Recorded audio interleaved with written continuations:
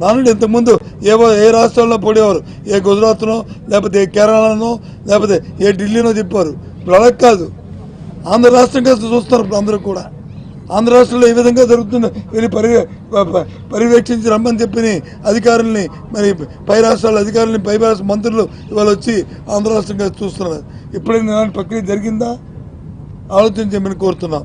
కాబట్టి ఇవన్నిటికీ ధీటుగా రేపు ముఖ్యమంత్రి గారు ఆయన మా కేడర్ని అంతటినీ కూడా, మా కార్యకర్తలందరినీ కూడా, మా నాయకులందరినీ కూడా సమన్వయం చేస్తూ ఓ సందేశాన్ని మా అందరికీ ఇచ్చి మాలో ఉత్తేజాన్ని నింపడానికి ఆయన వస్తున్న ఈ నేపథ్యంలో ఇది పెద్ద ఎత్తున చేయడానికి ఇప్పుడున్న మీ నాయకులందరం కూడా ఇది పెద్ద ఎత్తున జరగడానికి మేము మా వంతు ప్రయత్నం చేస్తున్నాం. తప్పకుండా ఈ సభ సక్సెస్ అవుద్ది. ఇందులో ఏ విధమైన మరి సందేహాలు లేదు. దీనికి మరి భగవంతుడు కూడా, వరుణదేవుడు కూడా సహకరిస్తాడు. ఇది సాయంత్రం ఈ సమయంలో దీనికంటే ఒక గంట ముందు ఈ సభ ఇదే ప్రాంతంలో ఇక్కడే సభ జరుగుతుంది. ఒక గంటన్నర ముందు ఈ సభ జరుగుతుంది. కాబట్టి దీన్ని మరి సక్సెస్ చేయాలని ఆ భగవంతుని కూడా కోరుతున్నాను. వాతావరణం కూడా అనుకూలించాలని కోరుతున్నాను. నాకు చెప్పారు కదా, సుబ్బారెడ్డి గారు చెప్పారు కదా, ఏమ్మా సుమారుగా 2.5 లక్షల మంది కార్యకర్తలు, నాయకులు వస్తారని దానికి తగ్గట్టు ఏర్పాట్లు చేయడం జరుగుతుంది. షర్మిల గారు ఈరోజు చేసిన కామెంట్స్ మీద ఏమంటారు? అంటే ఇప్పటివరకు కాంగ్రెస్ వాళ్ళే కుటుంబాన్ని విడదీశారని జగన్మోహన్ రెడ్డి గారు అంటున్నారు అనేది ఇప్పటివరకు ఉన్నది. షర్మిల గారు మా కుటుంబాన్ని విడదీసింది జగన్ అన్నయ్య గారే, అది మాకు తెలుసు, దేవుడికి తెలుసు, మా అమ్మకి తెలుసు. ఇప్పుడు ఏ పార్టీలో ఉంది అని చెప్పేసి చెప్తున్నారు. కాంగ్రెస్ పార్టీలో ఉంది ఆమె.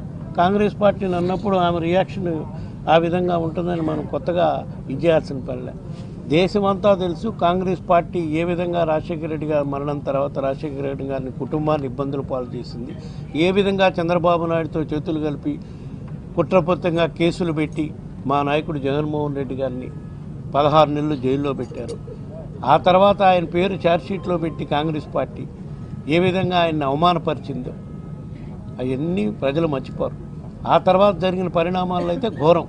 రాష్ట్ర విభజన, రాష్ట్రాన్ని అడ్డగోలుగా ఈ రోజుకి మనకి రాష్ట్రంలో సరైన రాజధాని లేకుండా ఉన్నాము అంటే, దాని నడి రోడ్డు మీద ఉన్నాము అంటే దానికి కారణం కాంగ్రెస్ పార్టీ. అట్టాటి కాంగ్రెస్ పార్టీలో చేరారా ఇది కుటుంబంలో సమస్యల్ని మీటింగ్లో చెప్పి అవన్నీ దానికి మనమే అన్నే బాధ్యుడు అని అంటే కూడా కరెక్ట్ కాదు. నువ్వు కాంగ్రెస్ పార్టీలో ఉన్నావు. కాంగ్రెస్ పార్టీ ఏ విధంగా విభజించింది, ఇదివరకు ఎప్పుడు ఏ విధంగా విభజించింది, ఇప్పుడు ఏ విధంగా విభజించింది, అవన్నీ కూడా ప్రజలు మర్చిపోరు. సరేనా?